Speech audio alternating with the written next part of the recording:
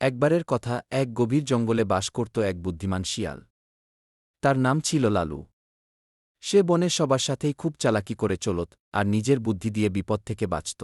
একদিন বনের পশুরা ঠিক করল তাদের এক নতুন রাজা নির্বাচন করবে। বাঘ, সিংহ, হাতি সবাই নিজের শক্তি দেখিয়ে রাজা হতে চাইল। কিন্তু শিয়াল তো সবার চেয়ে চালাক, সে ভাবল, আমিও যদি রাজা হতে পারি। শিয়াল লালু এক নতুন ফন্দি আঁটল। সে বনের এক গাছের নিচে একটা সুন্দর মঞ্চ বানিয়ে পশুদের বলল, এই মঞ্চে যার বুদ্ধি সবচেয়ে বেশি সেই হবে বনের রাজা। পশুরা রাজি হল। তখন শিয়াল একে একে সবাইকে কঠিন ধাঁধা জিজ্ঞাসা করতে লাগল। সিংহ, বাঘ, হাতি কেউই ধাঁধার উত্তর দিতে পারল না।